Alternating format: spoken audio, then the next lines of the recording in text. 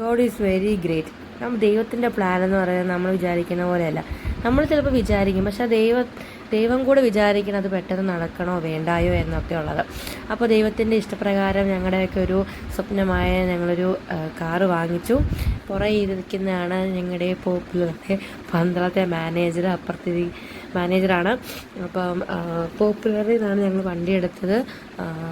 ഇത് ആലപ്പുഴയിലോട്ട് പോവുകയാണ്. നെക്സയുടെ ഷോറൂമിൽ നിന്ന് ഫ്രോൺസാണ് നമ്മൾ വണ്ടി എടുക്കുന്നത്. അപ്പോൾ ആലപ്പുഴയിൽ പോയി നമ്മളവിടെ എത്തി. പിന്നെ കുറച്ച് വീഡിയോസും കാര്യങ്ങളൊക്കെ എടുത്തു.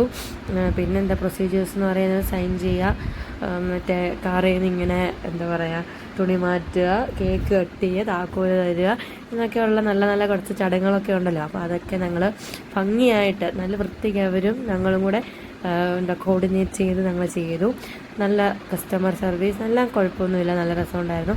അച്ഛൻ അവിടുത്തെ എക്സിക്യൂട്ടീവ് ആണല്ലോ, പോപ്പുലർ പന്തളത്തെ എക്സിക്യൂട്ടീവാണ്.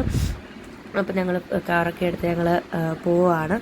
ഭയങ്കര സന്തോഷം. അപ്പോൾ ഞാൻ നേരത്തെ പറഞ്ഞ പോലെ ദൈവത്തിൻ്റെ ഒരു പദ്ധതി എന്ന് പറയുന്നത് വേറെയാണ്. അതെന്തുമായാലും നമ്മളത് സ്വീകരിക്കുക എന്നുള്ളത്. അതിപ്പം സന്തോഷമാണെങ്കിലും ദുഃഖമാണെങ്കിലും എന്തുമായാലും ദൈവമാണ് നമുക്ക് വിധിച്ചിട്ടുള്ളത് ഇന്ന പോലെ നമ്മുടെ ജീവിതത്തിൽ ഇങ്ങനെ പോകണമെന്ന്. അപ്പം എന്താ പറയുക, നമുക്ക് സ്വപ്നം കാണുക, അത് സിറ്റുവേഷൻ അനുസരിച്ച് ആ സ്വപ്നം നേടിയെടുക്കാൻ പറ്റത്തില്ല, ചിലപ്പോൾ അത് നേടിയെടുക്കാൻ പറ്റും.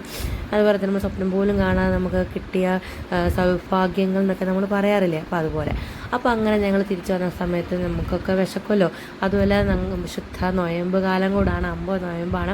അപ്പോൾ സ്വാഭാവികമായിട്ട് നമ്മൾ ചിക്കനും മീനൊന്നും കഴിക്കാത്തില്ല. കൂടെയുള്ളവരൊക്കെ നൊയമ്പ് അല്ലെങ്കിൽ പോലും എന്താ പറയുക, നല്ല മസാല ദോശയൊക്കെ കഴിച്ചു. ഞാൻ മേടിച്ചത് പനീർ മസാല ദോശയാണോ, നല്ല ടേസ്റ്റ് ഉണ്ടായിരുന്നു. പിന്നെ എന്താ, ഇവിടത്തെയൊക്കെ ഭയങ്കര ടേസ്റ്റാണ്. ചമ്മന്തിക്കാണെങ്കിലും സാമ്പാറിനാണെങ്കിലും പിന്നെ ഒരു പച്ച കളറുള്ള ചട്നി ഉണ്ടായിരുന്നു, അതിനാണെങ്കിലും ഭയങ്കര ടേസ്റ്റാണ്. പിന്നെ അവിടുത്തെ ഒരു സ്പെഷ്യൽ ദോശ ഉണ്ടായിരുന്നു, അത് അച്ഛന്മാർ മേടിച്ച് കഴിച്ചു, അത് കൊള്ളാമായിരുന്നു. പിന്നെ നമ്മൾ കാറ് വീട്ടിൽ കയറ്റി. എന്താ പറയുക, നല്ലൊരു ദിവസം തന്ന ദൈവത്തിനോട് ഒരുപാട് നന്ദി പറഞ്ഞുകൊണ്ട് നിർത്തുമല്ല. ഇനി ഇത് പ്രാർത്ഥിക്കണം. പിറ്റേ ദിവസമാണ് നമ്മൾ വൈകിട്ട് സന്ധ്യ നമസ്കാരങ്ങൾ കഴിഞ്ഞ് നമ്മൾ പ്രാർത്ഥിക്കാൻ പോകുന്നത്. നാരങ്ങയൊക്കെ വെച്ച് നമ്മൾ വണ്ടി ഇറക്കി പള്ളിയിൽ പോയി സന്ധ്യ നമസ്കാരം കഴിഞ്ഞിട്ടാണ് നമ്മൾ വണ്ടി വെഞ്ചരിപ്പിച്ചത്, അതായത് പൂജാർച്ചന നടത്തിയത്, പ്രാർത്ഥിപ്പിച്ചതെന്നൊക്കെ പറയുന്നത്. നമ്മുടെ എന്ന് വെച്ചാൽ നമ്മുടെ പള്ളിയിലോ അല്ലെങ്കിൽ നമ്മളിപ്പോൾ ഒരു പുതിയ കാര്യം എടുക്കുക, വണ്ടിയോ വീടോ എന്തെങ്കിലുമൊക്കെ എടുക്കുകയാണെങ്കിൽ നമ്മൾ എന്തായാലും നമ്മൾ പ്രാർത്ഥിക്കുമല്ലോ. അപ്പോൾ പ്രാർത്ഥിച്ചിട്ടാണ് നമ്മൾ തുടങ്ങുന്നതും എല്ലാം. ദൈവത്തിനും നമ്മൾ എന്താ പറയുക, ദൈവം എല്ലാം നോക്കിക്കോളും അങ്ങനല്ലല്ലോ.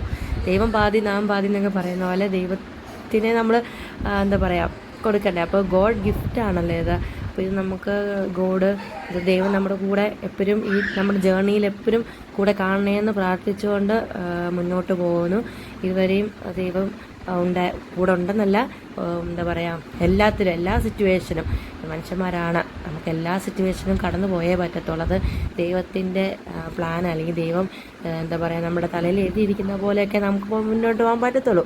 അപ്പോൾ അതുപോലെയൊക്കെ നടക്കട്ടെ എന്ന് പ്രാർത്ഥിച്ചുകൊണ്ട് വണ്ടിയൊക്കെ പ്രാർത്ഥിച്ചു. അപ്പോൾ വെള്ളം ഇങ്ങനെ പ്രാർത്ഥിച്ചിട്ടാണ് ഇങ്ങനെ കുരിശ് വരയ്ക്കും, എല്ലാത്തിലും കുരിശ് വരയ്ക്കും. പിന്നെ ചാവി ഇതിലും കുരിശ് വരയ്ക്കും. ചാവി അച്ഛൻ്റെ കയ്യിൽ കൊടുത്തു.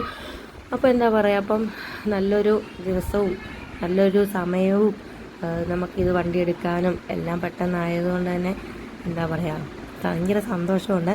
അപ്പോൾ നല്ല നല്ല കാര്യങ്ങൾ മാത്രം അല്ല, എന്താ പറയുക, എനിക്കിപ്പോൾ എന്ത് പറയാം, ഭയങ്കര സന്തോഷത്തോടെ ഇരിക്കുന്നുണ്ടേ എനിക്കൊന്നും പറയാനും തോന്നുന്നില്ല. ചിലവരുണ്ടല്ലോ നമ്മുടെയൊക്കെ എന്താ പറയുക, നമ്മളൊന്നും ഉയരല്ല, അല്ലെങ്കിൽ നമ്മളൊക്കെ മറ്റുള്ളവർ അസൂയയും കുശുമ്പോൾ, അതായത് കറക്റ്റ് പോയിൻ്റ്, അസൂയയും കുശുമ്പോൾ ഉള്ളവരൊക്കെ എന്താ പറയുക, അത് അവിടെ വിചാരിച്ചുകൊണ്ടിരിക്കത്തേ ഉള്ളൂ എന്ന് പറയും. കർമ്മ എന്നൊക്കെ പറയുന്നുണ്ടല്ലോ, അതൊക്കെ കാലം തെളിയിക്കും, ദൈവവും കാലമൊക്കെ തെളിയിക്കും. അപ്പോൾ അത് ആ വഴിക്ക് വിടാം, ഞാൻ എൻ്റെ വഴിക്ക് പോട്ടെ.